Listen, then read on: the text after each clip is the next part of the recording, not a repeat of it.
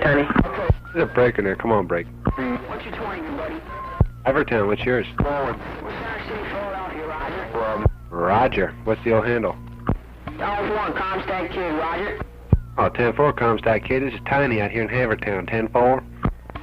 10-4 there, Tony. 10-4. Yes, I have the copy up there. Oh, not too bad. Coming up here about a 10.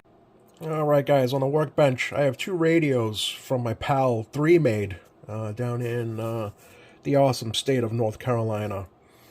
If you don't know who he is, he has his own YouTube channel as well, does RF repair, and he does some pretty cool builds.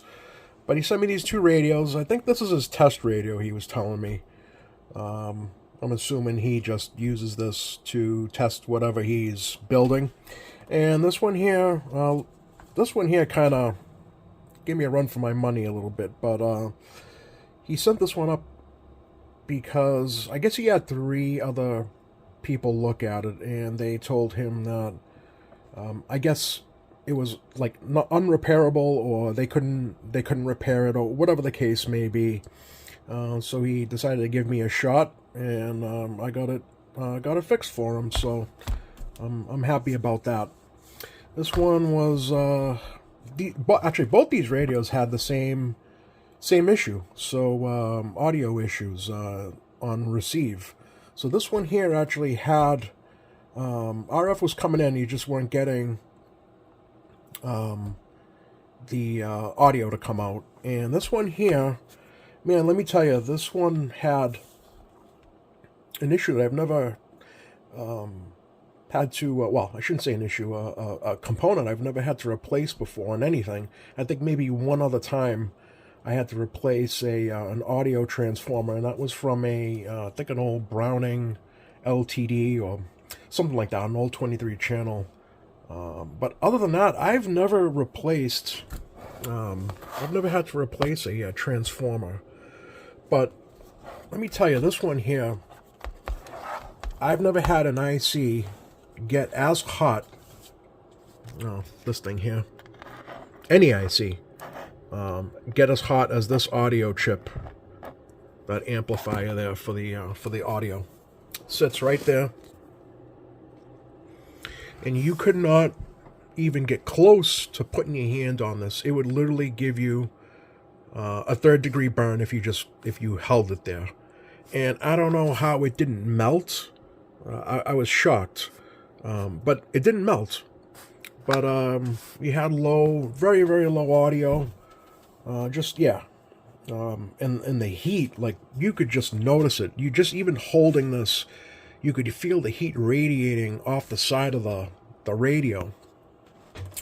So this one took me a little bit to diagnose, but yeah, it ended up being a shorted audio transformer. So yeah, it's definitely, I don't do too many of these, or I've never had many of them go bad. But yeah.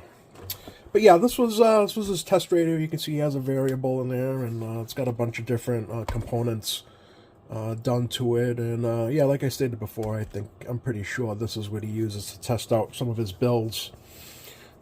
This one here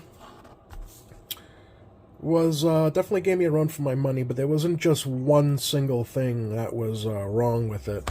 And we can actually, I'll plug that in after we take a look at this one. So yeah, you can see there's a S9.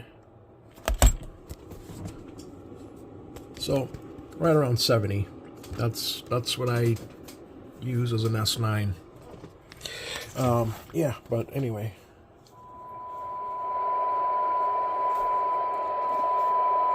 We have audio back and no heat. I mean, you could fry an egg on this easily. But yeah, fortunately I have so many parts radios laying around. These are, you can grab them out of any radio. Pretty much any Cobra, Cobra 29, Cobra 25. Yeah, they're pretty available pretty much anywhere. So that's what I did. I grabbed one out of It was a 25. Yeah, 25 that I took it out of. But anyway, I'm making these videos basically so he can see, you know, that his radios are actually okay. So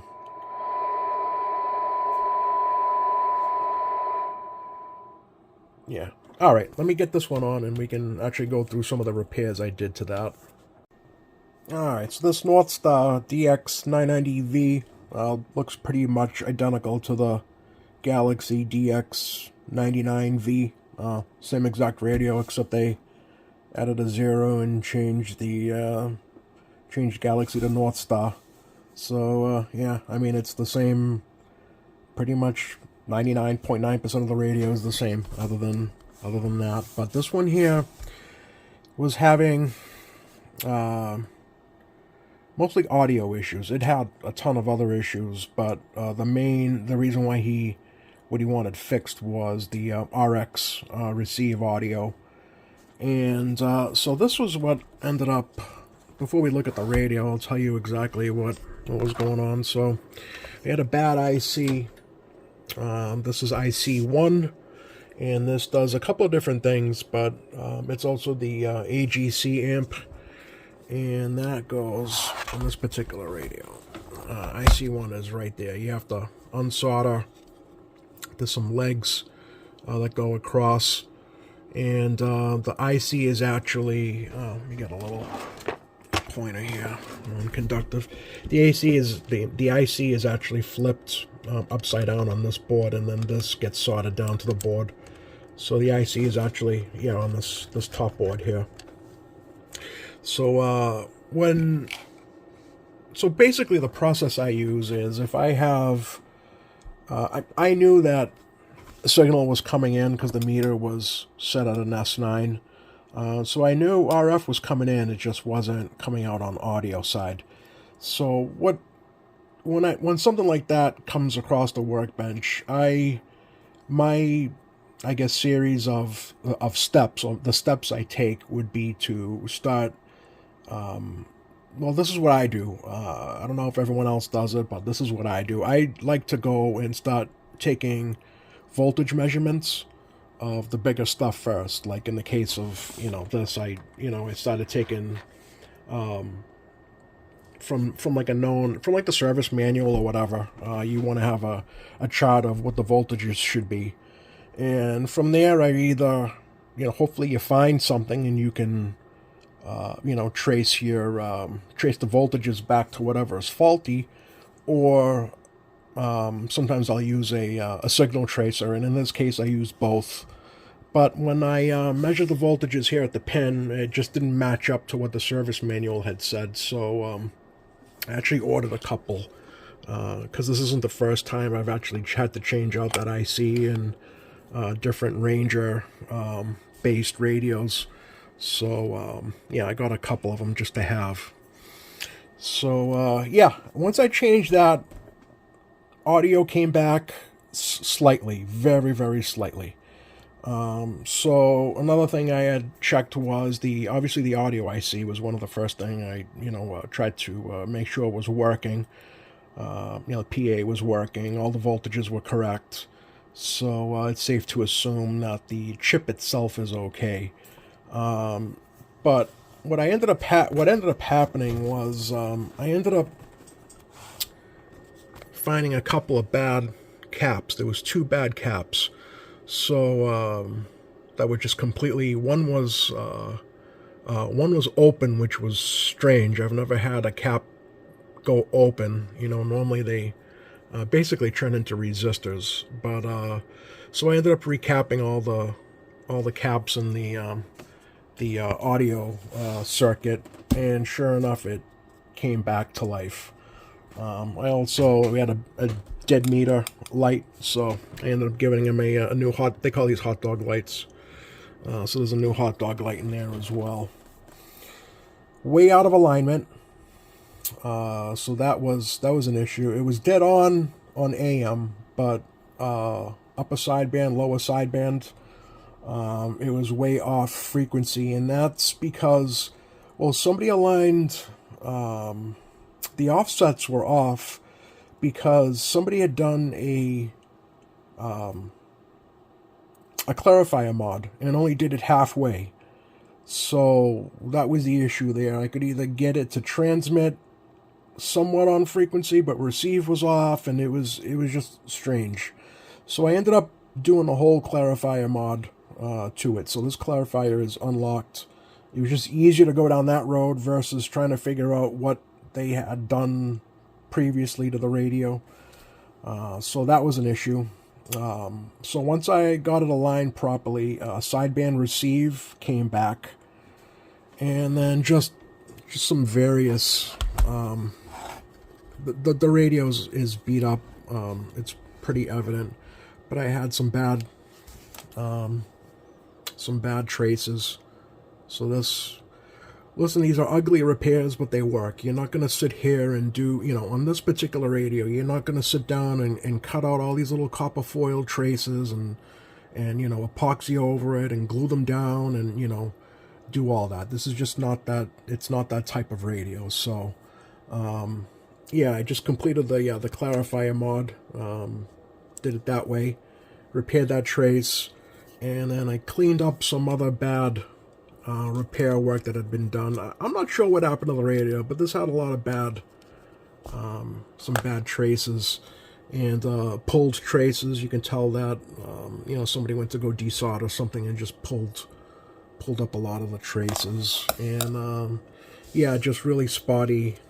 These already have bad soldering issues, and when you take somebody that does bad repairs, it just makes it even worse. But it's ugly, but it's working, and the repairs are done correct.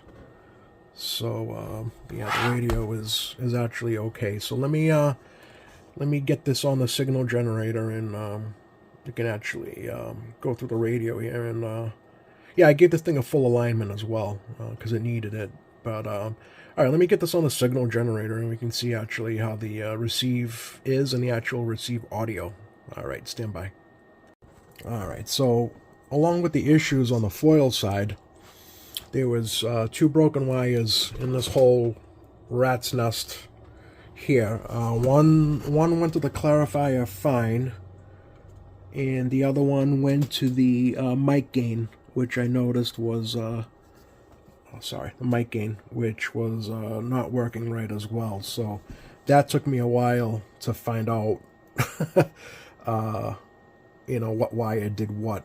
So, yeah, that, and this one here as well. This one had a broken trace. Looks like somebody, this is the band board, looks like somebody had maybe put a screw or something in there, and I don't know, it just, the trace broke off, whatever. I just, again, these are ugly repairs, but they are permanent repairs, and they will last. Again, I'm not going to start gluing in little copper traces there, and, this, again, it's not that type of radio. But, anyway. Alright, so there's an S9. Okay, 70 dBm. So now let's hear we'll hear the receive audio.